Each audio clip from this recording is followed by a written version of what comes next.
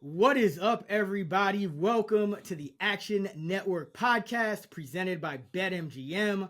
I'm your host, Chris Raybon, and this is it, your NFL Week 1 betting preview, where we will talk about our favorite sides, totals, teasers, underdog money lines, and of course, crack open our weekly Sunday six-pack of Against the Spread bets with the help of my co-host for our 5th consecutive NFL season, the one and only, the Prime Minister of Degenerate Nation, one of the sharpest, if not the sharpest dude that I know, Stuck. Glad to be here with you again, bro. What's going on? It's good to be back. It's a big year for both of us in the pod again last year, and I thought I had a good year. You had an amazing year, but last year's last year. Who cares? Let's have another big year. Starting off with week 1, just excited to be back in the midst of the grind, and can't wait to sweat out. Thursday night games are okay, but can't wait to sweat out full Sunday slates with all the listeners and yell about horrible pass interference and roughing the passer body weight calls and benefit from backdoors and all the ups and downs that an NFL season brings. So yeah, I'm excited. Appreciate everyone back for another season. Love all the listeners. Let's have another year. Yeah, I do want to take a moment just to shout out all of the listeners. We both really appreciate you guys, and I couldn't even believe how many people were hitting us up and just asking, when is the pod coming back, and really looking out. So we feel the love, and we hope to reciprocate once again by giving you guys and gals and everyone else some winners. So yeah, and if you want to show even more love, just listening is plenty, but it really helps us out early in the year, especially. Leave a 5-star review. And if you're listening on YouTube, subscribe, like. Those things really help us out, especially early in the year, to get even more ears on us. So, let's kick things off with Thursday Night Football.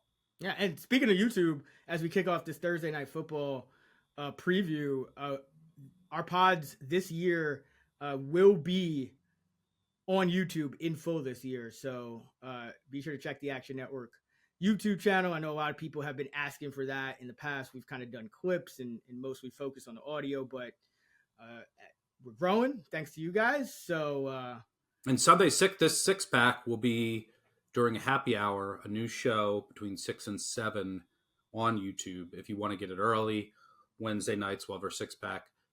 That six-pack and the rest, going through all the other games, our totals, teasers, Moneyline dogs, et cetera, all that will be out late night Wednesdays as usual.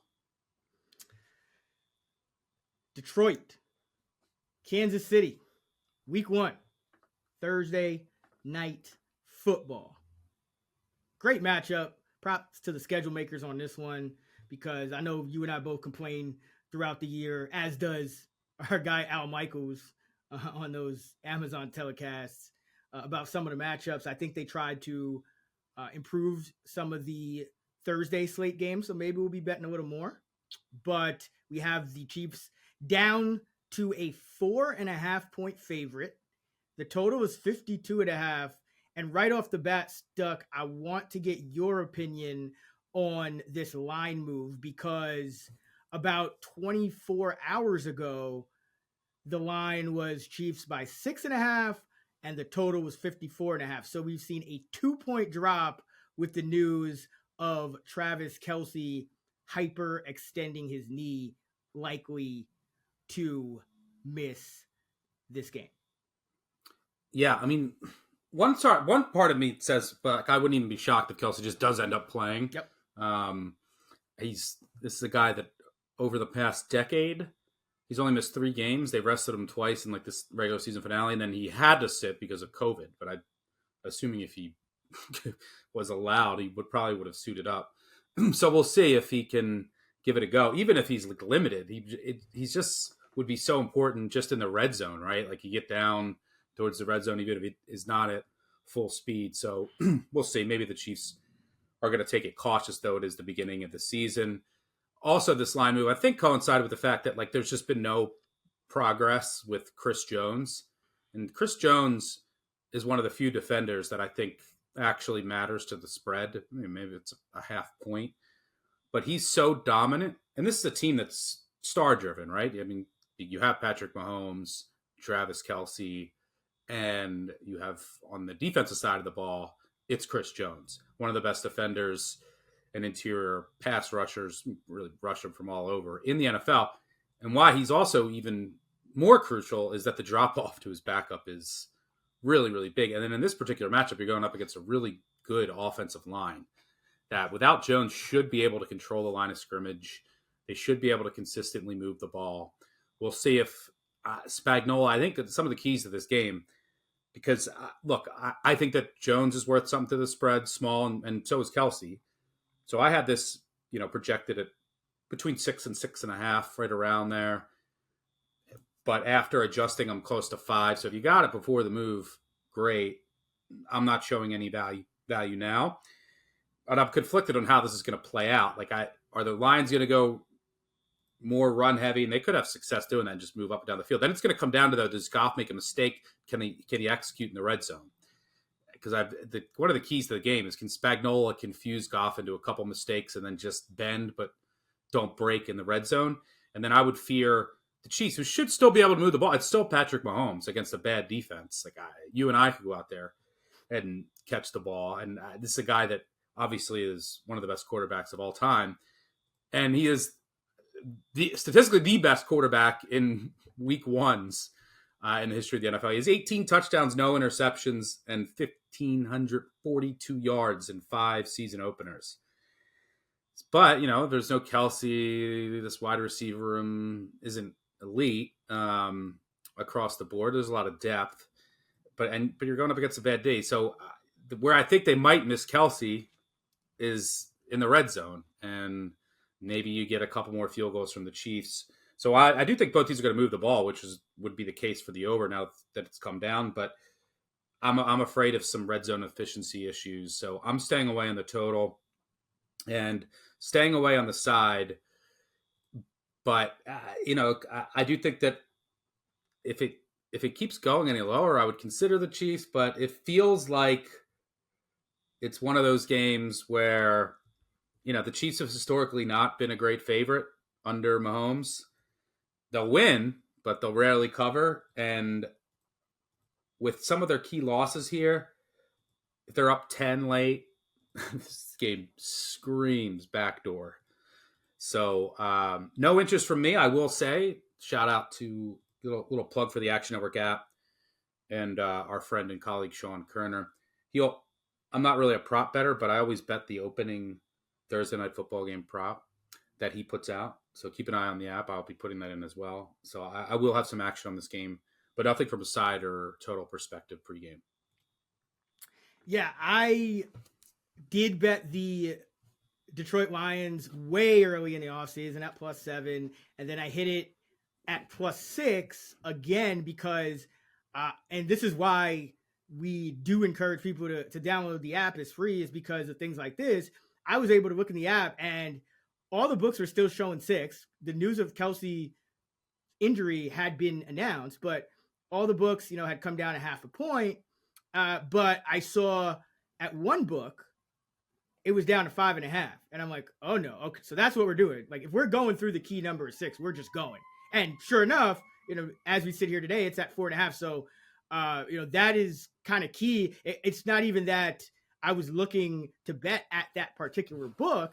It's just that I was able to say, okay, well, if that book is going to 5.5, I'm sure others will follow suit enough. So that's kind of one of the keys to betting.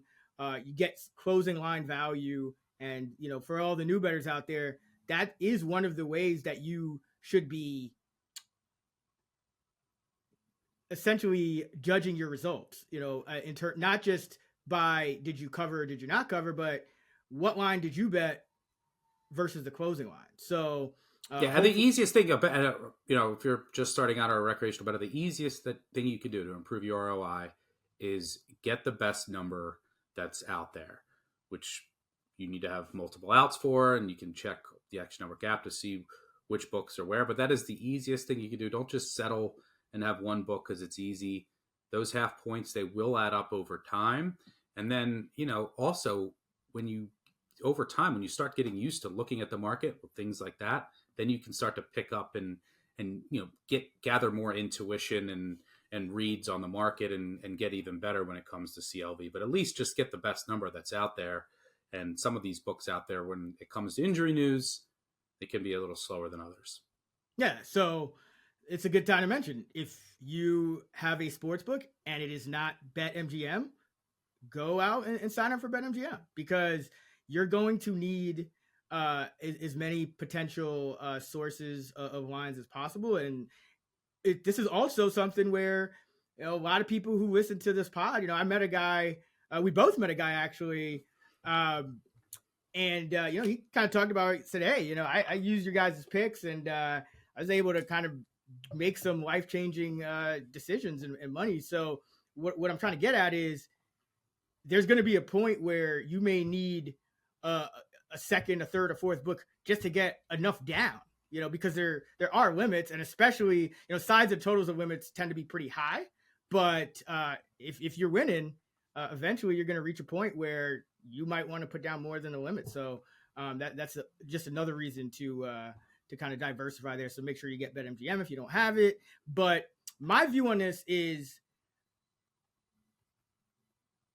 if you're picking a side, I'm still going Lions even at the 4.5. Now, I will say, I don't think, if the market felt that the number should have been 6.5, which I already was at, I think 5.5, I was already about a point lower. I think the market tends to overvalue the Chiefs, but I don't think Kelsey.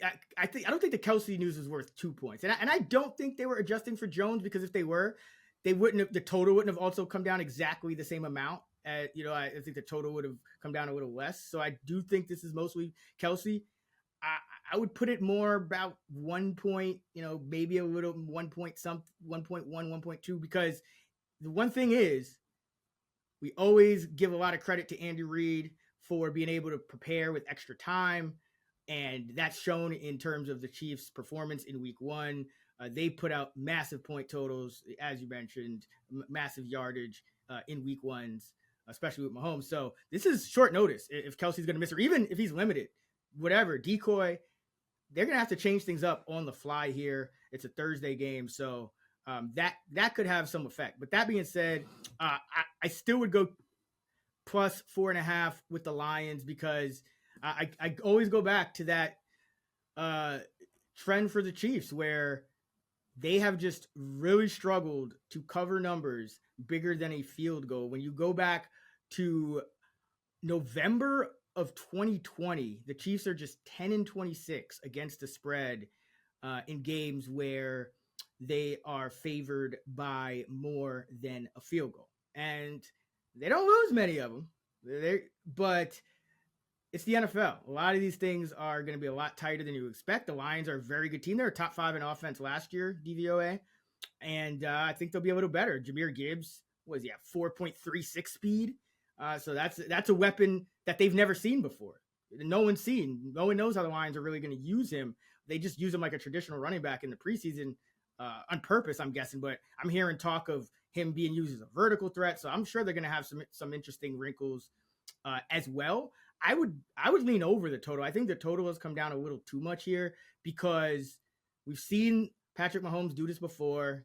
Take Tyreek Hill away, he'll still cut you up with Kelsey and spread the ball around to the receivers. I have no doubt that he'll still be able to spread the ball around to the receivers. Still one of the best play callers in the biz, the best quarterback probably to ever do it, at least from a talent perspective. You obviously could say Brady because of the championships, but this is still the Chiefs, and the Lions are going to put pressure on the Chiefs because no Chris Jones, great offense for the Lions. So I don't really see the total changing as much as it just getting a little tougher for the Chiefs. So I lowered the spread more than the total.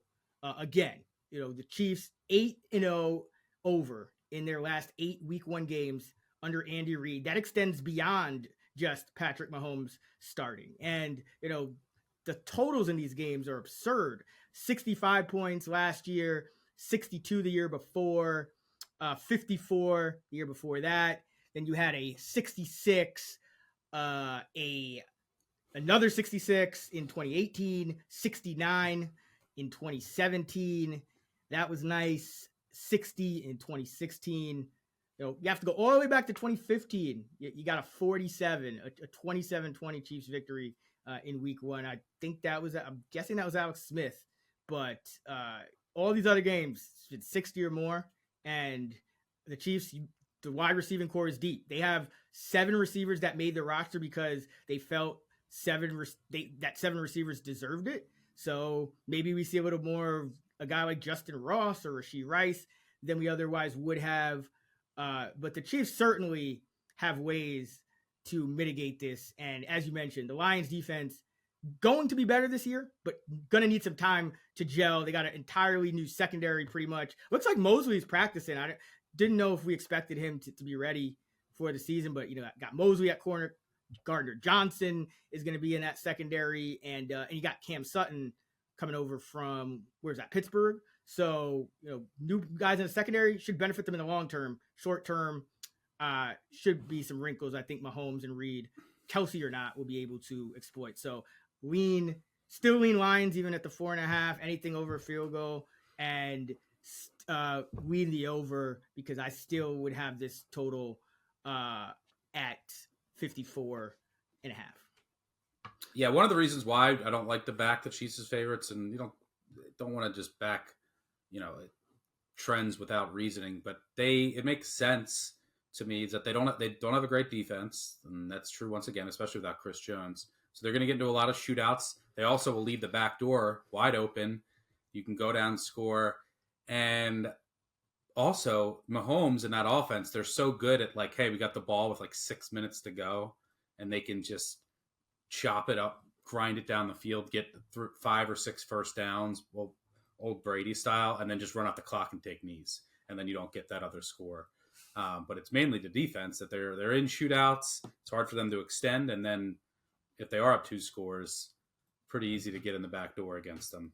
But pass for me, we'd be looking for a prop, but I hope everyone ends up cashing on the first night. And if you don't panic, don't tilt, don't chase. We got a full Sunday slate of action.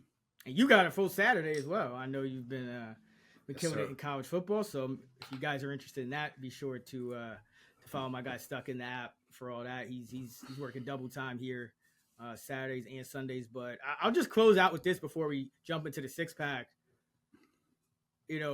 We're kind of talking like Lions getting in the back door, great offense, Jared Goff, no pressure.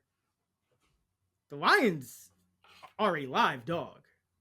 No Chris Jones, and if there's no Travis Kelce, those are, outside of Mahomes, probably the 2 most key players on the entire Chiefs roster. So I'm betting the Lions on the spread, but I do think they have a very good chance of pulling the week 1 upset. And that's not usually something I would say going against an Andy Reid coach team.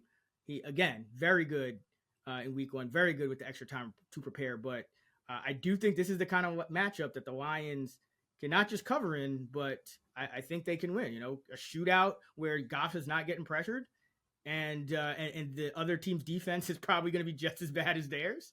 This is a live dog situation for the Detroit Yeah, they Lions. definitely could win. But another reason why the Chiefs don't win these games and don't cover is they could be in a shootout, not get any stops, and then you have Mahomes with the ball down 4 late, and you have a lot of confidence he's going to get down and score. Touchdown and win by 3. Exactly. Harrison Butker healthy this year too after played injured for a bunch of last year, so should be a little better from a kicking standpoint. And I know Detroit's gone kind of cycled through some kickers, but the special teams should be good to go. Let's get into what we've been waiting all off season for. Year 5, the Action Network podcast. Let's crack open the very first Sunday six-pack of 2023.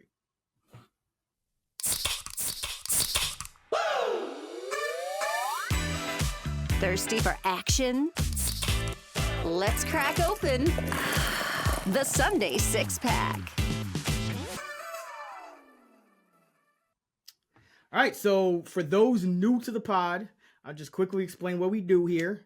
We have a draft of our top 6 spread bets for Sunday. We don't include the Monday night game or the Thursday game, so just all the Sunday games. So that's 6 bets a week, 3 each. We alternate who goes first. And we keep score 2 points for each of our top 2 picks, and then our third is worth a single point. And since I won last year, I'm gonna go first in this Sunday six-pack, and then Stuck will go first next week, and so on and so forth. And then we also get a point if we hit our total, which will be in the next segment. And if we sweep the six-pack and the total, we have to sweep the six-pack and the total, right? And then we get a bonus point.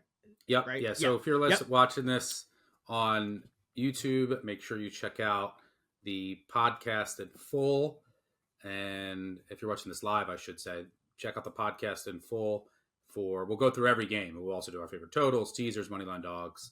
But yeah, we do our back and forth draft with Raybon starting it off. Where are you taking us?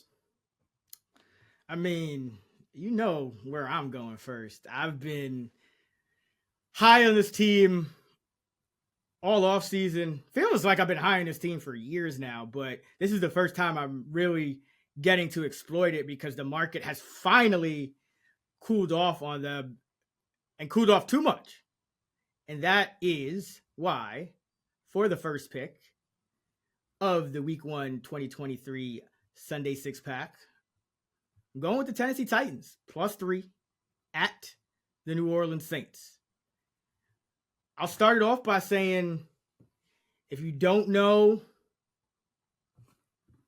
Mike Vrabel's work, get familiar, because he will make you a lot of money as a bettor. Not only is Mike Vrabel 23, 15-1, 61% against the spread as an underdog, not only is Mike Vrabel 22, 9-1, 71% against the spread as an underdog by a field goal or more, Mike Vrabel has a winning record straight up as an underdog.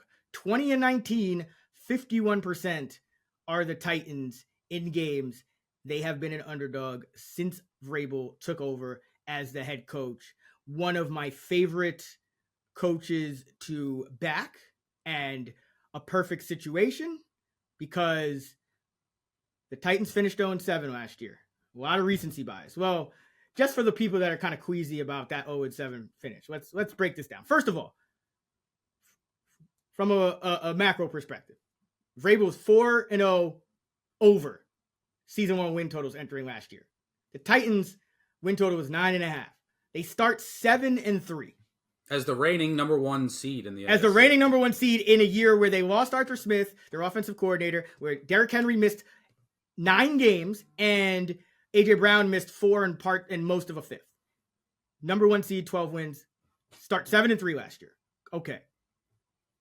They become the most injured team in football, and they just whiffed at their backup quarterback. You know, Malik Willis, a lot of people thought he wasn't ready, and he was not. And they got caught up, and they lost games they shouldn't have lost. They had a game where he threw for under 100 yards against the Texans, and they lost. They had a game where they outplayed the Chiefs, but Willis just could not complete forward passes, and they lost. But and the Dobbs game at the end of the year. Yeah, and let's also 0-7, really 0-6, because they punted one of the games. They punted the game against Dallas in Week 17, rested Derrick Henry so that they would be ready for the win and in game against Jacksonville. And let's not forget that win and in game, they were up with under 3 minutes to go, and Dobbs, as inexperienced quarterbacks that are playing on the practice squad couch are, due. He got fumble sixth. It happens. But 4 one-score losses in that 7-game losing streak, and a 5th game that they punted completely and rested their with a depleted roster and quarterback injuries. And most of just the games lost, horrible injury luck. This team is pretty much the same old Titans. Now, I'll say this. Hopkins gives them the best receiver they've had since A.J. Brown. The defense is healthy. Remember, it's still the top run defense by DVOA last year, even with all the injuries. And then the year before, they were top 12 pass defense. I think they can get back to that. They got Byard at safety. They signed Murphy Bunting. Fulton really came on down the stretch, allowed under 6 yards a target and a catch rate, a very low catch rate, about 50-50 over his final 8 games. So got the secondary. That front 7 is still ferocious. Jeffrey Simmons, one of the best defenders in football. You got Tart. You added Al Shire. You added Arden Key from the Jaguars, so you weaken them. So great. I expect the defense to be good. Everyone's concerned about the offensive line, rightfully so. I'm concerned about right tackle. Left tackle, I think Dillard can hold up. He's allowed 1 sack on his last 261 pass blocking snaps over his last 2 years in Philly. He's really struggled in his first action in 2020. He was drafted in 2019. Never cracked the lineup, so it's right to be concerned, and there's a lot of moving parts on this line. But I do think Dillard can hold up. Not as confident in the right tackle, but every team is going to have a blemish, a concern. But this is strong in all 3 levels of the defense. Henry's still chugging along, still here early in the season. So, if he goes down, he goes down, but he's healthy now. He showed no signs of wearing down last year. Burks, Okonkwo at wide receiver and tight end. Don't forget about my guy Spears. Yeah, I was getting to that. Prime for a year 2 leap. And the way I characterize Tajay Spears, best backfield partner for Derrick Henry since DeMarco Murray. That's what I Deion Lewis never really did what I think they wanted him to do, but Murray had a couple good years alongside Henry. I think Spears can give him that, so that should help long term. But this is a strong roster. This is not an 0-7 roster. This is not a 7-10 roster. This is a team that won 9, 10 or more games every other year under Vrabel. And even going back to the last year under Malarkey, I think they had a winning record. So, do not sleep on this Titan team. Now, the Saints, I think they're a little bit overvalued in the market because they're in a weak division and they're kind of that default team. Derek Carr is giving people confidence. I'm a little bit skeptical of Carr. His 4 worst seasons as a pro were the 4 years which he's been in year 1 of a new offensive coordinator system. Passer rating, yards per attempt, completion rate, any efficiency metric you could think of, pretty much Carr's worst 4 years are in year 1 of a new system. So I do think that it's not just going to be a seamless transition, to this New Orleans offense. And I don't even know if Carr is going to be able to replicate the numbers Andy Dalton put up last year. Andy Dalton, everyone's like, oh man, the Saints just had terrible quarterback play last year. It was Jameis Winston and Taysom. It's like, nah, Andy Dalton started 14 games and he was pretty solid. His numbers last year better than any of Derek Carr's numbers in year 1 of a new system. Derek Carr, 22 and 40 in those years in a new system, just above 500 in all other years. So I do think there could be some growing pains. Dennis Allen has a 28% career winning percentage as a head coach. He is 40% against the spread at 21-31-1. So the complete anti-Vrabel.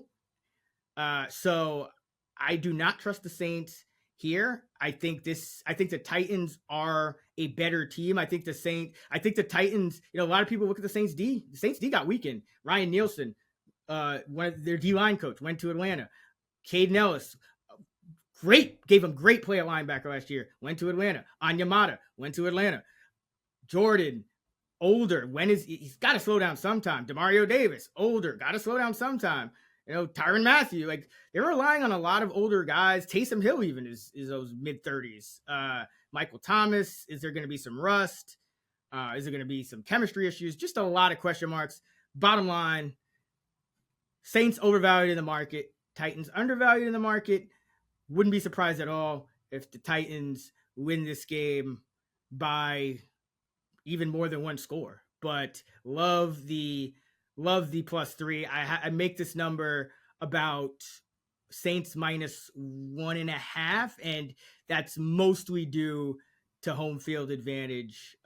All things being equal, I have the Titans and Saints pretty much neck and neck, and the Titans probably a little bit better just because I think they have an intangible edge with Vrabel at a head coach. That's a mismatch, Vrabel against Dennis Allen. So yeah, start off with the Titans. I agree. Coaching mismatch here. Vrabel, I think, is due for a bounce back year.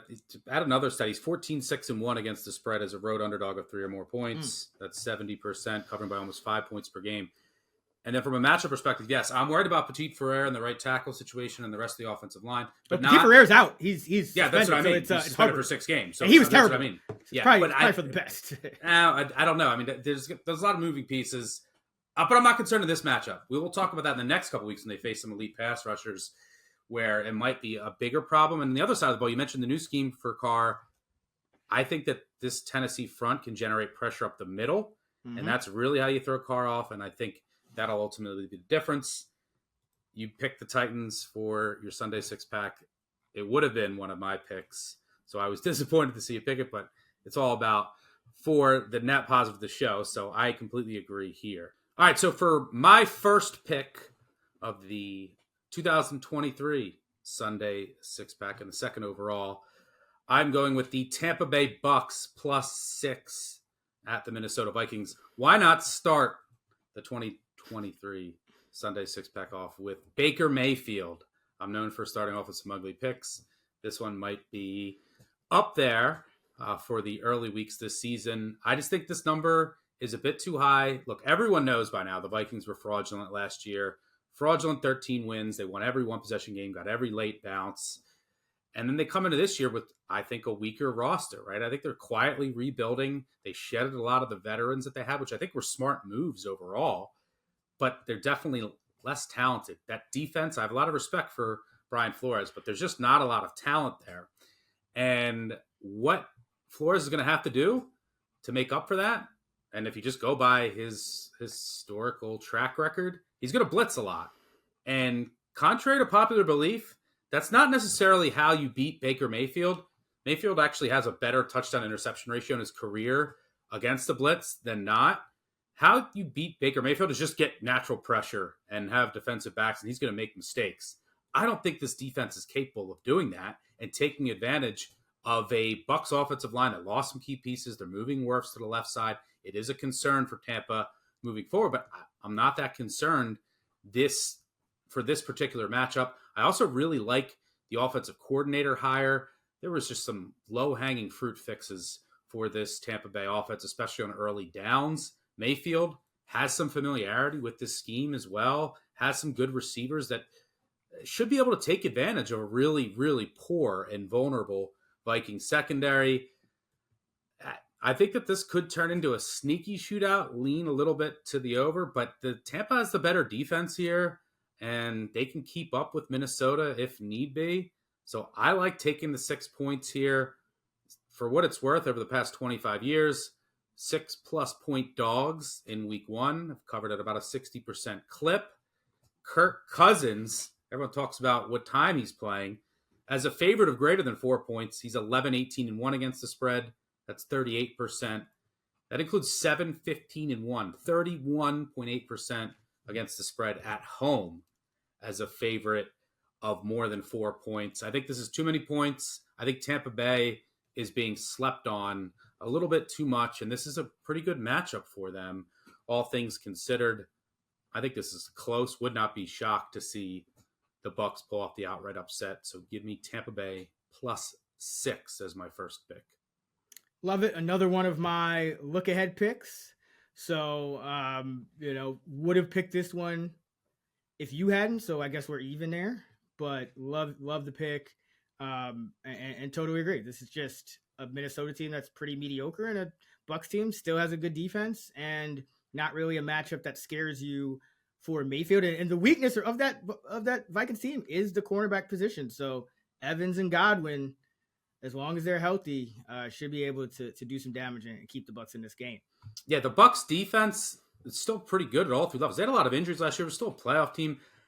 The depth is concerning, but that's not a huge deal in the first week.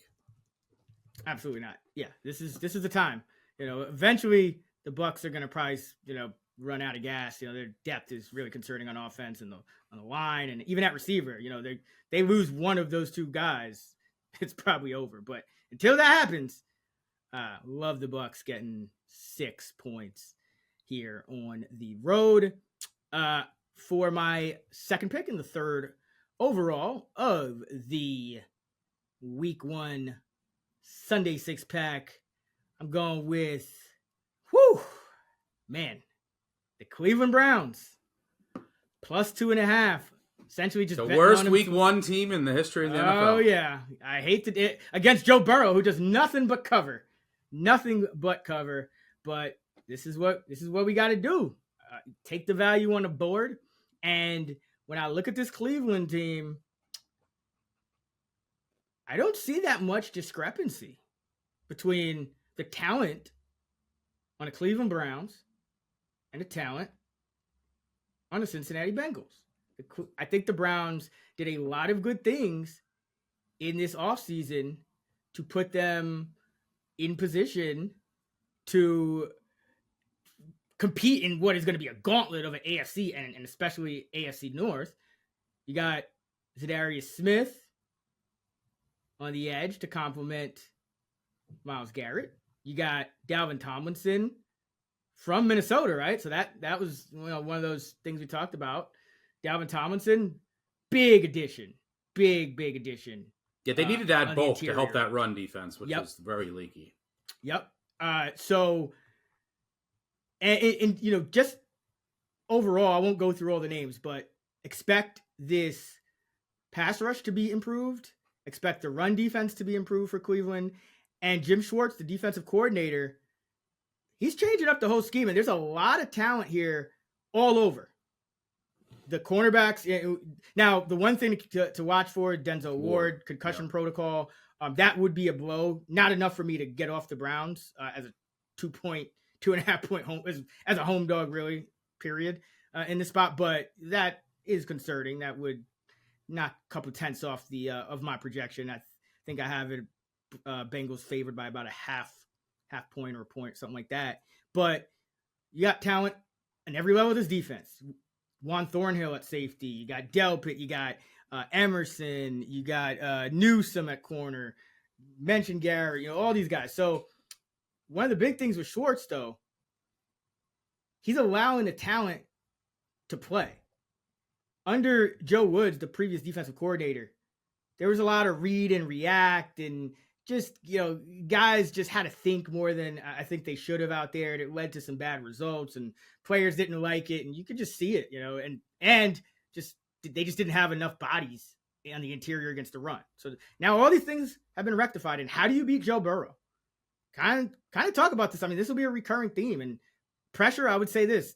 You're a new bettor, casual bettor, and you want a thing to kind of pay attention to get an edge, focus on pressure. Which quarterbacks, every quarterback's going to be worse under pressure, but, which offensive lines are going to give it up, which schemes are going to be able to generate it, who's going to be able to do it with just 4, who's going to have to bring blitzers, who can hold up on the back end, all those kind of things.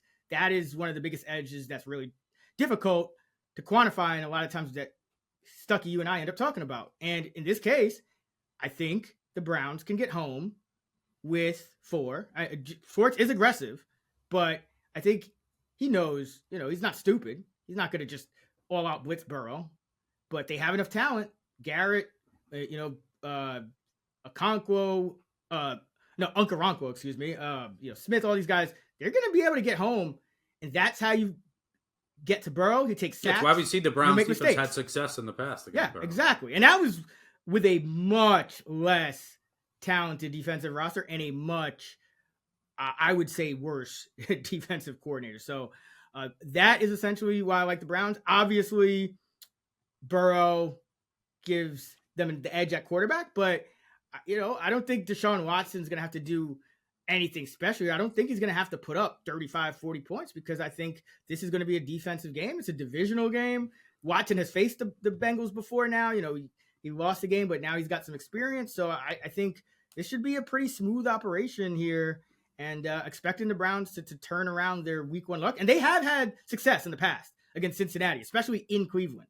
That is one thing. The Browns have had success against the Bengals. And week 1 divisional underdogs that missed the playoffs the year before, the market tends to undervalue teams like that. Maybe it's recency bias. Maybe it's just, they didn't make the playoffs. They're not that good. But 55, 23, and 2. 71% against the spread, or week 1 divisional dogs that missed the playoffs last year since 2005. And in the first 3 weeks of the season, divisional home dogs absolutely crush 64% against the spread, 60, 34, and 2 since 2005, according to our Action Labs data. So I am going with Cleveland plus 2.5. I'd take this down to 1 because it's inside the 3. It's almost certainly not going to get there. So at this point, you're really just banking on Cleveland winning the game here. Hopefully there's no kicker shenanigans, though. They did move on from Cade York and signed Dustin Hopkins, who has been pretty solid. So hopefully there's no kicker shenanigans with the Browns. It's probably my biggest worry, or at least it would have been if York was still there. Yeah, I love the Browns. This was my second pick that I had. So he stole another one from me. It's also worth noting Joe Burrow might struggle out of the gates, right? For the 3rd straight year, he's dealt with an issue, whether it was an appendix or knee or calf. 3rd straight year, he's missed time leading up to the season. The past 2 seasons, they've gone 1-3 over the first 2 games. And he hasn't been that good. I think he has the same amount of touchdowns and interceptions. They lost to Mitch Trubisky, Andy Dalton, and Cooper Rush were the 3 losses that Burrow suffered in the first 2 games. Watson, we'll see what his ceiling is this year, but he should be better. He came back last week after 700 days off. He's got a full off season now. And yeah, I love the Browns off season. New defensive coordinator should fix a lot of just the communications of the back end that plagued them. Run defense. They added the bulk there, which was required. They needed that. They did that. They added some speed at wide receiver. All the roster issues, the defensive coordinator, they had one of the best off seasons in all of football. And the Bengals, on the other hand, I think they come into the season a bit overvalued. They've really benefited from injury luck up until their offensive line at the end of the year, but not just themselves being healthy. The entire division has been just injured or suspended for the past 2 seasons. And look who they faced last year. Here are the quarterbacks they faced during the 13-win season. Mitch Trubisky, Cooper Rush, Joe Flacco, Teddy Bridgewater, Andy Dalton, Marcus Mariota, Jacoby Brissett, P.J. Walker, Anthony Brown. None of those quarterbacks, a bunch of them aren't even in the league anymore, are starters this year. They also faced Watson on his 2nd game back. You even faced a backup in the playoffs in a game they should have lost against Tyler Huntley and the Ravens. So, and this is a team that, has to replace 3 defensive back starters. And they have another one coming back from an injury who hasn't gotten much run of late. That includes both starting veteran safeties who allowed a really good defensive coordinator ultimate flexibility in what they did. And he would change from half to half, make a lot of different changes. Might not have that same luxury, especially early on in the season. I really like the Browns. I will say Ward injury is worth monitoring. Sitting at 2.5 now, you might get some more good news with Burrow, and maybe Ward gets ruled out with a concussion. Hard to tell with those. So maybe it gets to 3, which I would love. So more harm in locking that in now if you're listening. Wait for some news and see if this gets to 3, but I agree. Love the Browns. For my second pick and the 4th overall of the Week 1 Sunday 6-pack, I'm going with the Green Bay Packers +1. As always, make sure shop around, see if you can find a +1.5 out there. I talked about this with you all off season. I'm way higher on the Packers than the market, and I'm lower on the Bears. Still not sold on Justin Fields and his accuracy. Well, he could prove it like Jalen Hurts did, but I need to see it. I like what I've seen from Love so far, although in limited sample size. But this Packers team, I think, just has a significantly better roster, better defense, way better offensive line, especially when you consider all of the juggling that Chicago has to do with some of the injuries that they've suffered, and have, even some guys that are going to play have been banged up during camp. this was a historically bad defense last year, historically bad offensive line. I don't think they've really fixed those issues. Maybe in the long term, the offensive line, I think, is going to be a little bit better. But hey, you went out and splashed with 2 linebackers. It's the least important position on a defense. I think the Packers can have some success here moving the ball. Last year when they swept the Bears, by the way, they leaned on their ground game. I mean, they just ran all over the Bears. They can do that again. The Bears aren't really going to generate much pressure. That's a really welcome environment for a young quarterback making his second career start, because he did cover as an underdog in Kansas City for what it's worth. Matt LaFleur is 13-4 against the spread, 76.5% as an underdog. I just think the Packers are a better roster. I trust their defense. I trust their offensive line. And I think the Bears, with these offensive line issues headed into this game, are in trouble. I think Green Bay gets the road win to kick off the season. Go, Pack, go. I know you disagree with this one. We're finally getting some disagreement. I don't disagree as much as you probably think I do. I think this game is largely a toss-up. I'm not down on the Bears to the point where I'm ready to just say they're just going to blow week 1 at home. But I do have something else on this game, so I'll table this discussion. But I don't hate the pick. A divisional dog, week 1, pretty evenly matched teams, and everyone's. Reminder, Wednesday practice reports do not matter. And unless we're talking about a Thursday game, nothing, Wednesday practice reports, it's just every team goes about it different. Some guys just like to rest guys, some guys just put everyone on to make sure they're compliant. So don't get caught up in those. Friday is the real important day. That's when you're going to start to see what's going on and what's going down. So I'm just saying that because I know Christian Watson, Romeo Doubs, the Packers' top 2 receivers, are on the injury report on Wednesday, and they're not practicing. Oh, my God. Doesn't matter.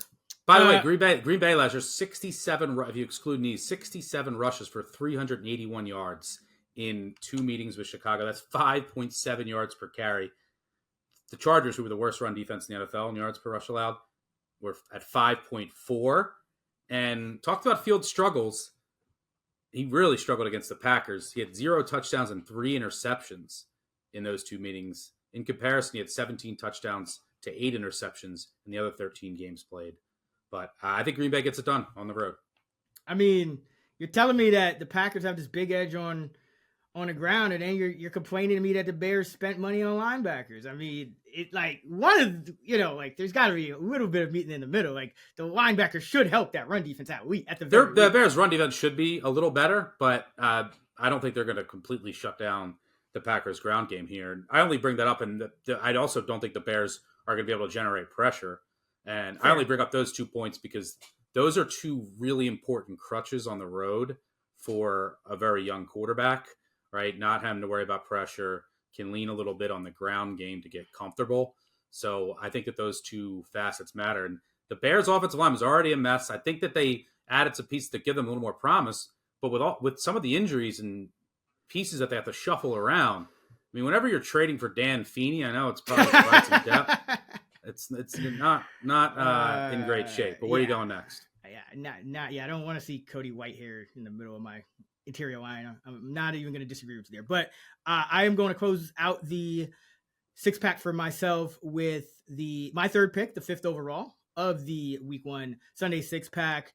And let's get super ugly here. This is a Action Network Sunday 6-pack kind of staple kind of pick because it's ugly, but I think the number's too large. And that is the Houston Texans plus 10 at BetMGM at the Baltimore Ravens.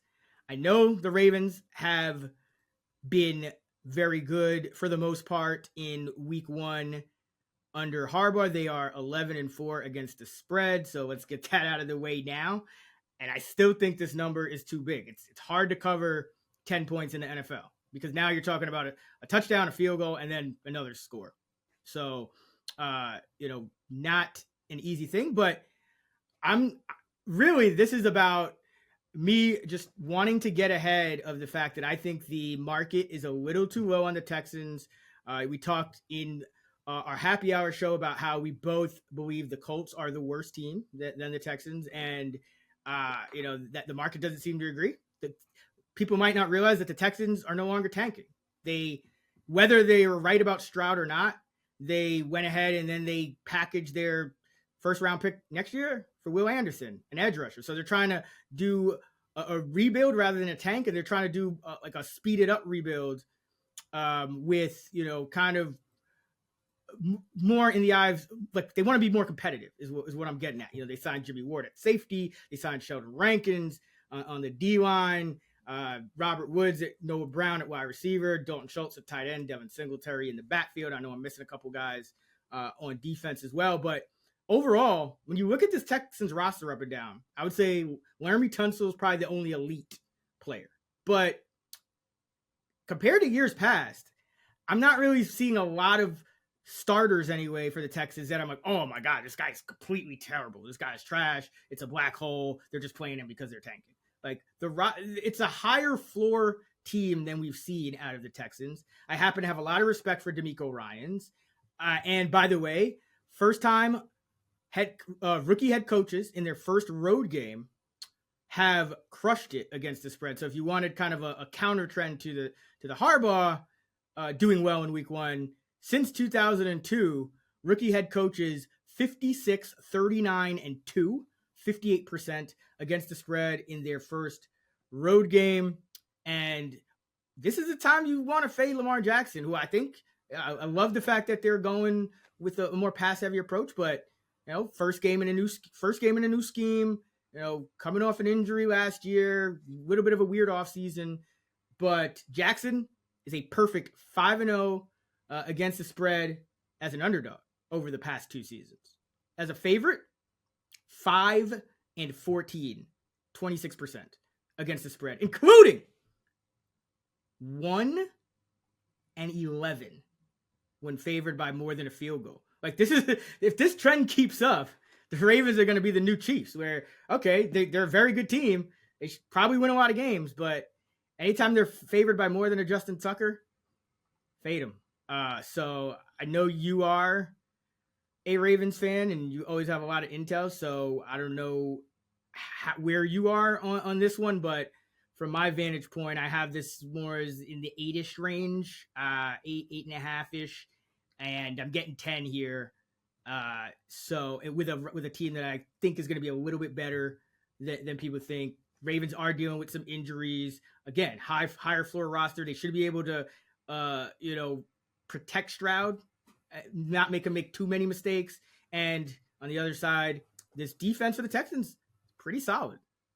So I don't necessarily think the Ravens are just going to blow the Texans out of the building. I think the Texans will generally play close games all year. Probably have, if I was to guess, I would say the Texans would be one of my best bets to finish with the top against the spread record, or top 5 against the spread record, because everyone thinks they're so terrible. And I don't think they're great. I don't think they have a high ceiling team, but I do think they're a high floor team that can keep games within, 3, 6, 7, 8, 9 points, 10 points. So yeah, if I had to bet this, I probably would go Texans. The loss of Marlon Humphrey is huge for the Ravens defense. He allows their defense to do so many things. They don't have a great natural edge rush. They use a lot of disguise and simulated pressures and bringing pressure from different places. That's big. The one thing that concerns me, though, is, you have a rookie quarterback, which, for what it's worth, and rookie quarterbacks to start in week one have gone 15-13 against the spread over the past 20 years. So, but what would concern me is Stroud on the road in a hostile environment with an offensive line that has 6 guys on IR, and Titus Howard is probably not going to play. They're signing guys, trading for guys that are going to start like within the last week. So the offensive line, how will it hold up, is a major question mark for me. And then the Ravens offense, it's either going to be a rocket. You could argue that it's going to be the uncertainty factor here, or like there's rust. But I'll have more to say about this later on the podcast when we talk about our favorite totals for a little teaser. But I'll just close out the 2023 Week 1 Sunday Six Pack with my third pick and the 6th overall. My first 4 that I had that I wanted to go with were the Browns, which you took, the Titans, which you took, and then I was able to get 2 of mine in the Packers and the Bucks. So the other game that I show some value on and I'm going to bet it is the Indianapolis Colts +5, a team that I'm super low on for this year, but high on them for this spot. This is the AFC South special, by the way. The team that's supposed to suck in Week 1 pulls the outright upset over the team favored to win the division. Yep. There's a couple things. Look, number one, I think Jacksonville's a bit overrated coming into the season. They'd everything bounced right last year. I know their offense took off in the second half of the year. By the way, they started passing a lot, going faster, and the Colts might pass a lot here, and they were using some tempo. So this could be a sneaky over. But the Jags secondary is terrible. Their defensive front seven's dealing with a number of different injuries for a team that had no injuries last year. One of the other things that really went well for them. But with the Colts, there's no Jonathan Taylor. I think that might actually work in their favor here, right? You have a new head coach, pretty sharp offensive mind, and then you have a new quarterback. Don't really know what we're going to see overall, but they can really attack this poor Jacksonville secondary. And I think that they're going to be able to score. I think that Richardson's eventually going to struggle, and this Colts team, look, the defense is bad. Jacksonville should be able to put points up on them. But this is just a sneaky, we talked about how successful home dogs have been, especially within division in Week 1. I think this line is just a tad too high in a game where it might just be back and forth throughout. And I wouldn't be surprised to see like the Colts get a win here and then they lose like their next 7. So I think at +5, there's some value in the Colts. So that's where I'm going for my final pick of the Week 1 Sunday 6-pack. Let's sweep the board. Yes, sir. And I'm glad you took this because I did want to hear your opinion on it because this was a game I kind of struggled to handicap a little bit. I'm just down on both of these teams, but really down on the Colts. But the one thing with Jacksonville that kind of made me hesitant to back the Colts, even though they are, these spots have been money, is they didn't fire Gus Bradley somehow. Like somehow Gus Bradley is back again. 3 straight bottom 10 finishes for 3 different teams. And the Colts are the ones to bring him back yet again in a league that's going more and more too high. He's still running his cover 1, cover 3 single high. And Trevor Lawrence just eviscerated that last year. He completed, 20 of 22 passes in the first matchup. And then in the second matchup, I think it was like 20 out of 25 or something. He essentially completed 90% of his passes against this defense and is just overall one of the best quarterbacks against those single high coverages. And that should only get better with Calvin Ridley. So maybe Bradley switches it up. But yeah, 25 of 30 in the first matchup, 20 of 22 in the second matchup, 45 of 52 overall. But to your point, that second matchup when Lawrence went 20 of 22, Colts won that game, 34-27. And that kind of speaks to my concern with Jacksonville. Don't think the defense is great. Maybe it, doesn't hurt him quite as much because, you're going to probably play a lot of zone against Richardson to stop him from running, right? And that is what the Jaguars are better at. They really struggle, even Campbell, when they go to man coverage. So, I don't have a great read on it, but 5 points at, on the road, Jacksonville is lying here. Yeah, in division Week 1 with a bad day. Yeah. Give me the points and sneaky overlook too. That's probably even might be uglier than my Texans. Bucks, I don't know. Bucks, Colts, and Packers. I like let's it. Go. I like it. I got the Titans +3, the Browns +2.5. Could wait. See if you get a +3. I'd rather wait and get a +3 and risk going down to 2 and then than not. So yeah, and there's no, for people new, there's no pushes in our contest. So for the contest, there's no difference between 2.5 and 3. Yeah. Pushes in a win. But yeah, if you're waiting on the Browns, I would wait for Denzel Ward news and see where that goes. It's worth waiting to see if the 3 pops. Yep. So again, Stuck has Tampa Bay +6, Green Bay +1, the Colts +5. I have the Titans +3, Browns +2.5, Texans +10. That is going to wrap it for our week 1 Sunday 6-pack. This week's Coach's Pep Talk comes to us from actor Kevin Dunn from the fake documentary Any Given Saturday Afternoon.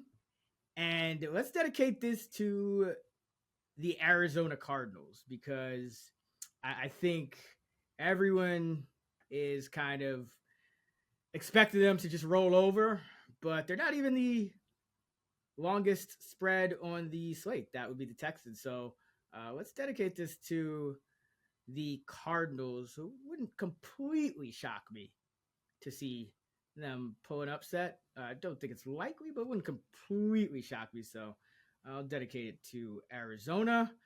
And Stucky, you and I know more memories are made when you're there for live NFL action. And when you need tickets, Ticketmaster has got you covered as the official marketplace of the NFL. Ticketmaster gives you more ways to find your perfect seat. Their interactive seat map gives you 360-degree previews of your section to make sure you have the best view of those pivotal plays. And if your plans change, Ticketmaster gives you more flexibility to sell or transfer your tickets. Plus, mobile tickets make getting in on game day a breeze. And you can even customize your Ticketmaster app to rep your very favorite team's colors. Find tickets today at Ticketmaster.com/NFL.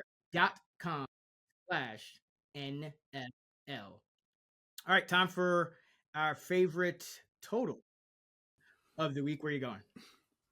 I'm going to go with the Ravens Texans over 43.5. Pushes don't matter for this contest. I'm watching the market. Haven't put this in yet because I want to see if a 43 pops.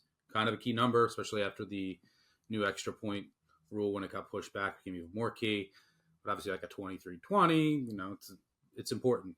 So I'm waiting. But I'm taking a little bit of a gamble. Like we talked earlier about, is this going to be an explosion for the Ravens offense early, or is there going to be some rust?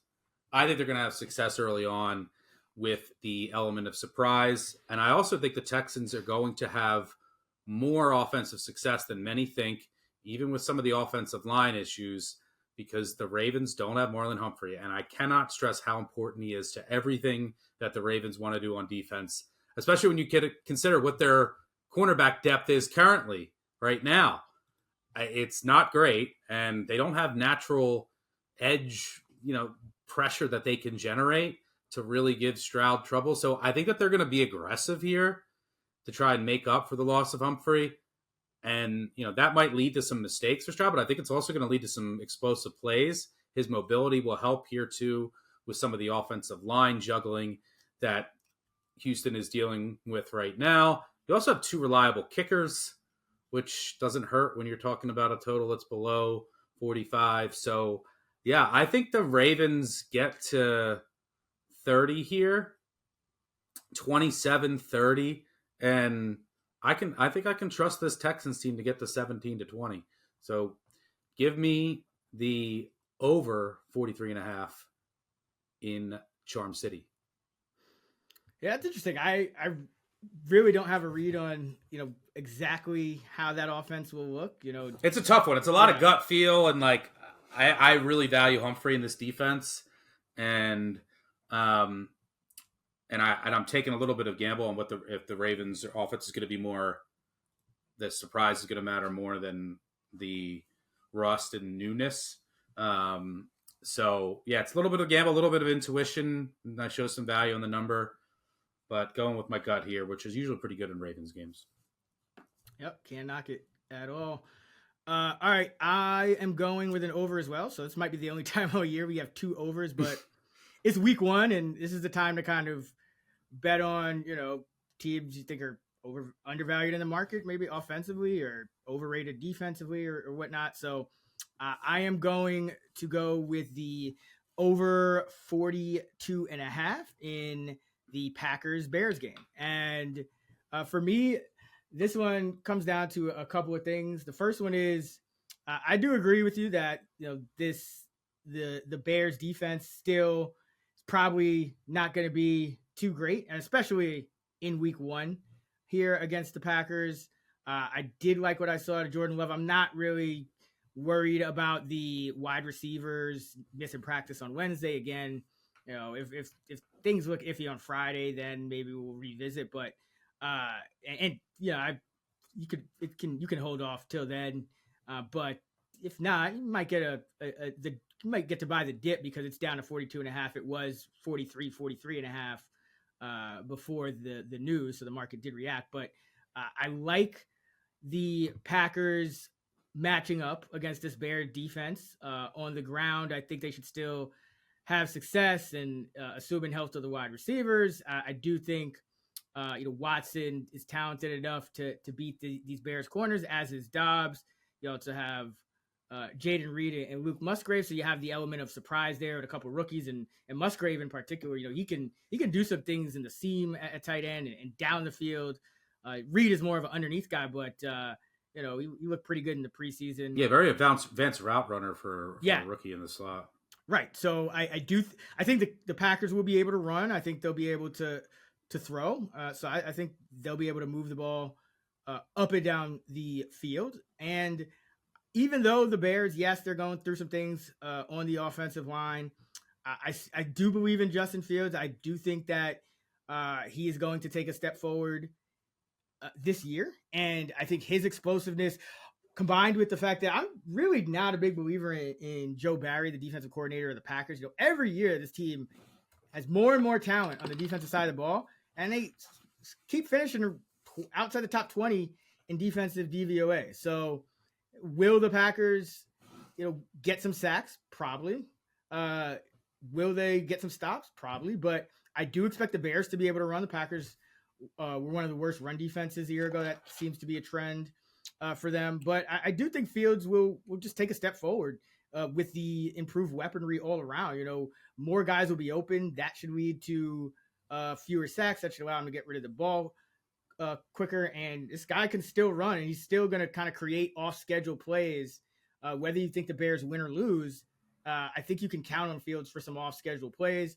But so I do expect both offenses to have some success. I think it was important for the Bears, to get Mooney back from injury, and they have Claypool and Tyler Scott, so they have some upside at receiver. Even if I don't know if Moore is going to be a massive factor in this game, I'm expecting Jair Alexander to be more involved than he was last year in week 1 when Justin Jefferson went crazy, but who knows? But I do think the Bears supporting cast overall gives them a much better shot here. I think they'll be able to run the ball. But another reason I like this over is because I do expect both of these quarterbacks to turn the ball over. So you could see some short fields. Jordan Love at every level, whether it's been the NFL regular season, interception rate about 3.5 in a small sample. I think it's about 100 throws or so. The preseason, another 100 or so. Also about a 3.5 interception rate. The league average is like the low 2s, 2.2, usually 2.3. And then in his final year at college at, Utah State, he led the entire nation, D1, D2, D3, everybody in interceptions. And so this guy has turned the ball over. This is one of the youngest pass-catching corps in recent memory I can ever remember. Watson's year 2, Reed's year 1, Dobbs is year 2, Musgrave's a rookie, and then Jordan Love has limited experience. So I do think there could be some miscommunications here. I do think there could be some mistakes, some turnovers, and the same is true on the other side with Justin Fields. Maybe he forces it, with Jair Alexander. Maybe it's sack fumbles. Maybe it's just more of the bad decision making that we saw last year, and maybe it's going to take some time for him to develop fully. But I do think that you see turnovers on both sides here. So turnovers, underrated offenses, defenses that I'm still a little iffy about, and a pretty low total. I know it's a divisional game, but I have this at about 44.5, 45. So I am about 2 points over this number. And I would expect it to go back to 43 once, if Watson and Dobbs are good. But yeah, going over 42.5, Packers, Bears. Don't mind it. And one thing I should also mention, probably are going to get some weather in most of the outdoor games. So that is also something to monitor. Maybe hold off on some of these over bets until get a better grip of the forecast. But I'm seeing rain and wind across a lot of these outdoor games. So that's something to think about. Okay, let's go. So to recap, stuck going Texans, Ravens over 43.5. I'm going Packers, Bears over 42.5. Let's go to our favorite teaser of the week. All right, for those unfamiliar, teasers are when you get an additional amount of points to parlay between two spreads. Usually the standard is a 6-point teaser, which means if you have a 2-team 6-point teaser and you tease an 8-point favorite, they become a 2-point favorite. An 8-point underdog would become a 14-point underdog. So that's how teasers work. And Stuck has some great content out there. You can Google my it. week 1 NFL piece on the app. We're going over my favorite plays. Also have a teaser section going over all the math and all the teaser tips. So make sure you check that out. Yep. So just go right into it. Where are you going with your teaser? Yeah. So the ideal teaser spots, my favorite teaser I put in the app involves the Monday night game. Jets from 2.5 to 8.5, and the Steelers from 2.5 to 8.5. For the sake of the show, if you just wanted to put a teaser in for Sunday, I would go with the Browns from 2.5 to 8.5 and pair them with the Steelers. I think in the case of the Jets and the Steelers, and also with the Browns, the pressure that they can generate is going to be massive. In the Steelers' case, which we'll talk about that game since that's on Sunday, we haven't talked about it yet. Bosa just got signed, for what it's worth. He just signed his deal, but it doesn't look like Kittle's going to play, which is fairly important. But the biggest question on this 49ers team is their offensive line. And the Steelers' defense and that defensive front can pose serious problems for Purdy and company. And I think Pittsburgh can keep this at least within one possession. And if they can cause enough havoc, like we saw in a number of week 1s recently, the Steelers pull off upsets at the Bills, against the Bengals last year. Tomlin, we know, is success at underdog, 51-27-3 against the spread as an underdog, most profitable of all 143 coaches in our Action Labs database since 2003. He's also right around 80% when teased 6 points as a dog. Shanahan struggled as a favorite, pretty conservative at times, which doesn't help his case. So Steelers, I think, keep this within one possession at the minimum. Tease them through the 3 and 7, along with the Jets on Monday night. If you want to go all Sunday, throw in the Browns.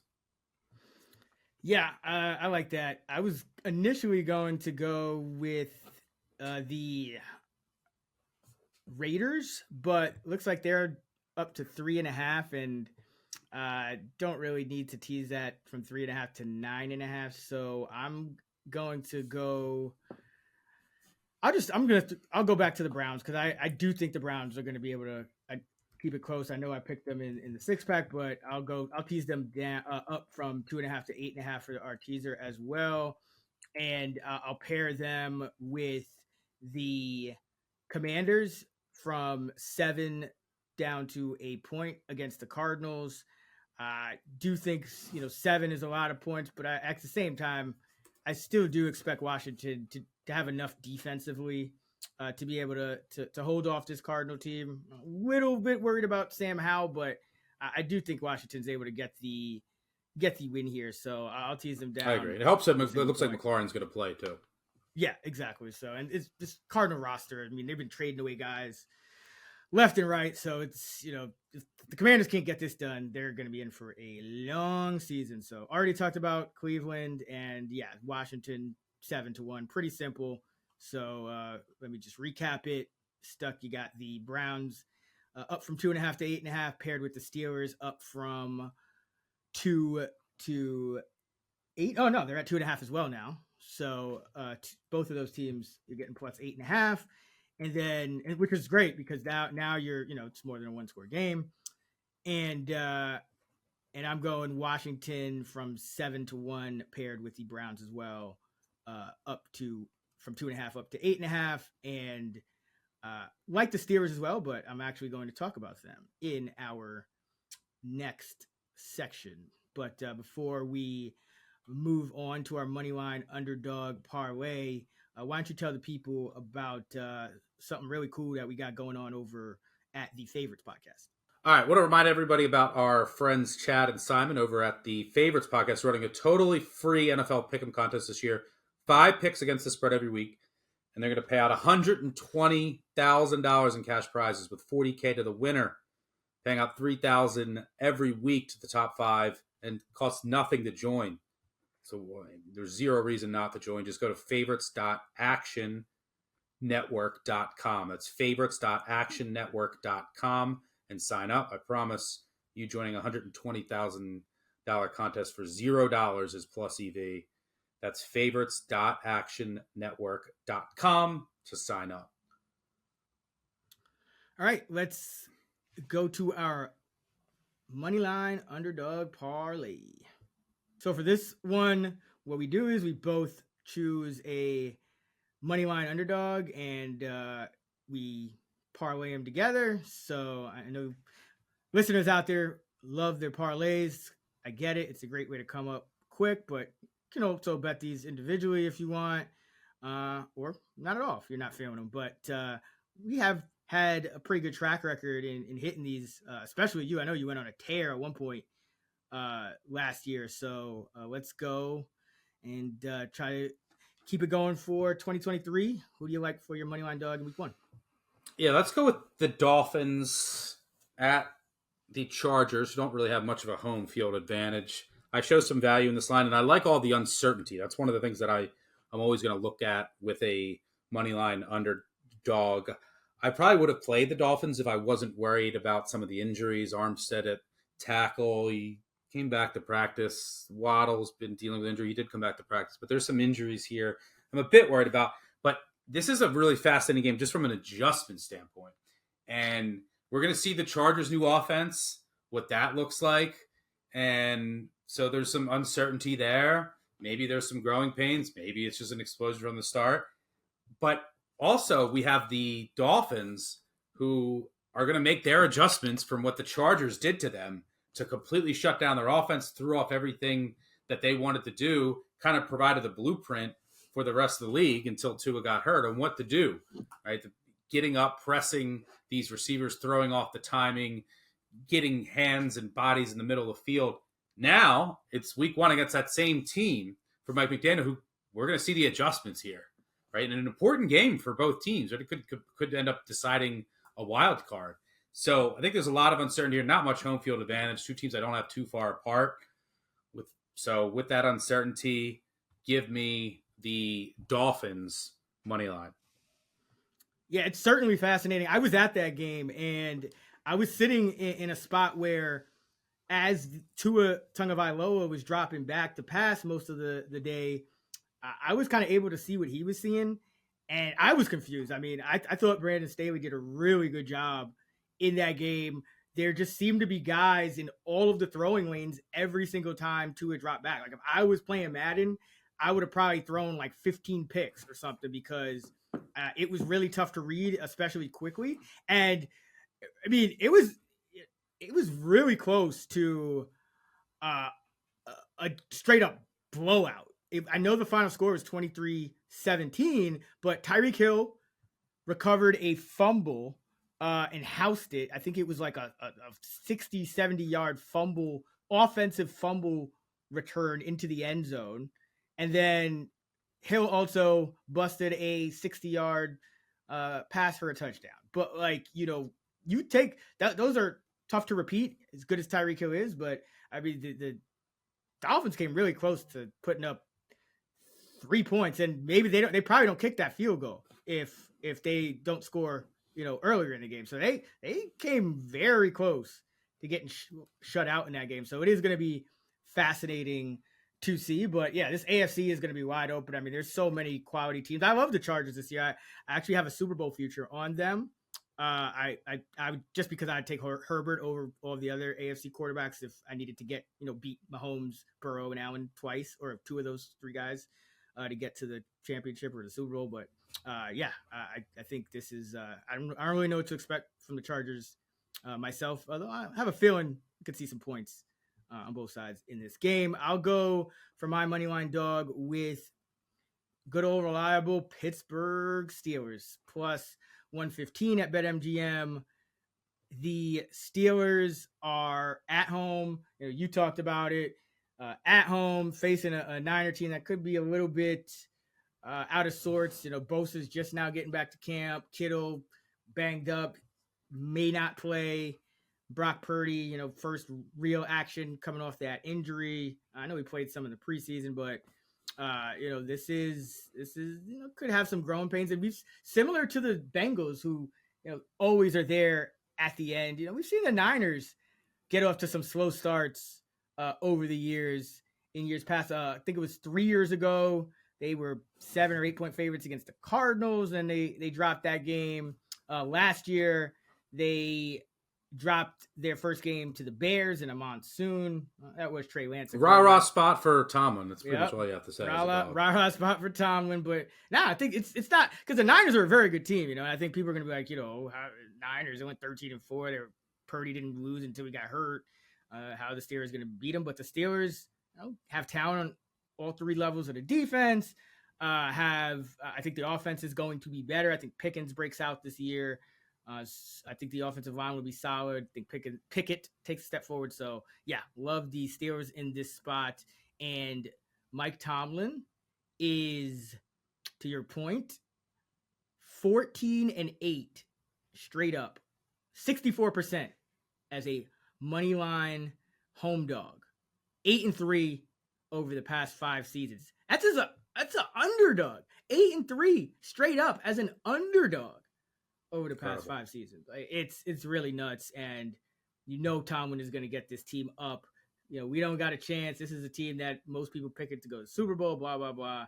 I don't doubt that this Steeler team will be ready. I kind of hate it, though, because they're getting so much hype after preseason, which is meaningless. But this is still a good spot to back the Steelers here. All right. So plus 115 for the Steelers against the Niners, plus 135 for the Dolphins at the Chargers. You get a parlay odds of just over 4-1. So plus 405 is the exact odds. So nice little return on investment there. $100 nets you 405 plus your initial 100 investment. So let's go now to games that we haven't covered in any other segment, but are still, as they say, meaningful to some. Carolina at Atlanta. Falcons favored by 3.5. I'm in line with that number. Don't really know where to go as far as the total. It's at 39.5. I'm down on Carolina, and Frank Reich 0-4-1 against the spread in week 1. So I hate laying 3.5. And divisional favorites are terrible in week 1, but I'm just high on Atlanta and low on Carolina. So on principle, if I was going to pick a side, I probably would still go Atlanta, but I don't want any parts of this 3.5. I'm just going, maybe I'll have a prop or something in this game, but my thing is I don't trust Reich. So this is not one of those divisional dogs that I want to back. What about you? Yeah, you'll hear a lot of trends about the Colts in week 1, but a lot of that can be attributed to Reich, right? Yep. It's a different Colts team, and I would agree. The Falcons are not a team I'm looking to back as a favorite of over 3 points, so maybe I'll have them money line or something, or look for it live. But I do think they get it done, but I'm pretty close to the market here, so pass. Yeah. It should be an interesting game. Bijan, Bryce Young, a lot of things going on. You want to get the game for Falcons futures. That you got to beat the Panthers at home. Oh yeah, yep. Got some division futures on Atlanta. So yeah, that if Tennessee can win against the Saints and the Falcons can beat the Panthers here, I got the Panthers a win total under 2. So yep. Yeah, I do probably maybe I will take some money line here. But next up we got the Eagles going to Foxborough to take on the Patriots. The Eagles are 4-point favorites on the road. The total is 45. Total seems a little high for me, but then, Eagles defense probably takes a step back, and Patriots defense, as good as they are, tended to struggle against mobile quarterbacks. So I don't really know what to do with this game. Any thoughts? Yeah, I'm right in line. I mean, you could talk about the Belichick trends for days, but a lot of them were with Brady. The fact of the matter is he's 25-25 overall, straight up since Brady left. I'm curious just to watch the coaching in this game, right? Like the Patriots have a staff. The Eagles have new coordinators. So we're going to see what impact that has early on. Creates a lot more uncertainty. Maybe Matt Patricia will have an impact here. He's now with the Eagles, but I'm pretty in line with the market. I would actually lean under, like you brought up, but that Patriots game against the Bears petrifies me and how they played against just Fields running wild. But I would expect Belichick to have a good defensive game plan here with, all off season to prep for the Eagles. On the other side of the ball, the Eagles defense should match up pretty well here. They can get pressure on and really test those New England tackles, which is one of their weak points. And they don't really have breakout receivers that you can trust to make plays. So they should be able to get pressure. The Patriots know this. They're probably going to go a little run heavy. And I trust the Patriots defensive game plan for this game. So I would lead under here. Here's an interesting stat. The Super Bowl loser is just 4-18 against the spread in week 1 over the following 22 seasons, just 18% against the spread. So if anyone is out there looking to bet this game, probably got to lean New England here. Rams at the Seahawks. I thought I was going to be on the Rams and Cooper Kupp. No Kupp is just huge, and then you're back in that horrendous defense, and there's no Kupp, and I can't lay with the Seahawks. I'm now pretty close to the market, and I would have considered the Rams maybe as a moneyline dog or playing them, but no Kupp is a pass. I mean, if I had to take a side, I'd still go Rams because he's still got Matthew Stafford. He'll throw the ball. He'll complete passes. I mean, he'll just beat guys like Tutu Atwell and Van Jefferson. And remember, this Seattle team only beat the Rams by like 4 points, and I think it was 3 points. All their backup quarterbacks. With all their backups. But now we're talking about the defense. The defense is so much worse. Yeah, and that's going to be an issue because I happen to think the Seattle offense, I think Geno can build on what he did last season. And you get Najigba is going to play now, and Kupp not. Probably be limited, but yeah. Kupp being out is huge, so no thank you. So big. So especially the Rams lost their top 6 guys in terms of defensive snaps and the number 8 and number 12 guys. So this is bad. Dallas at the Giants. The Giants are I don't even know if we said the number. The Seahawks are favored by 5.5. The total 46 in that one. Maybe an over, but I don't know how I feel about the Rams offense. It could be raining. Dallas at the Giants. That is the Sunday night game. Should be a good one. Giants 3-point underdogs at MetLife. The total 46.5.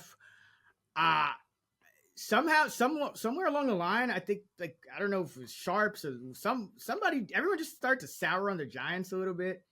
3.5, I'd be tempted to take the Giants. I think they're going to be good again this year. I think, year 2 of the Daboll system.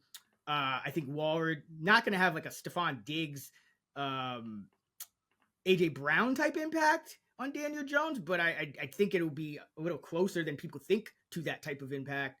I think Jones is very good. I think the line has some upside to improve. I think the secondary could surprise some people. I think there's better players there than people think, and they can rush the passer with that front. So I don't think the Giants are just going to kind of get rolled but I'm also high on the Cowboys this year.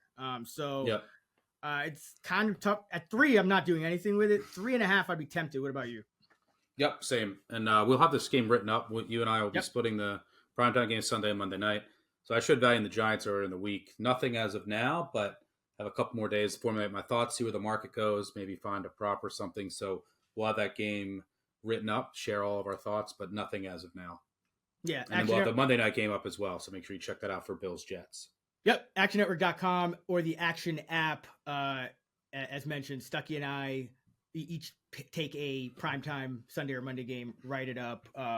We've had some success. So if you are looking for picks, I know people love those island games. And of course, follow our boy Sean Kerner at @the_oddsmaker in the app. He always has a prop for each of those primetime games as well. But that is going to wrap it for our Week 1 Action Network podcast presented by BetMGM, the king of sportsbooks. You can hear more of myself with Kerner talking fantasy on the Flex Pod, and of course Stuck talking college ball on the Big Bets on Campus Pod on Friday morning. Stuck is on X at Stucky2. I'm at Chris Raybon, and we are at those same handles on the free, award-winning, and so very, very essential. If you really want to take your betting game to the next level, Action Network app. Go download it. It's great. No cap. Until next time, let's get this money.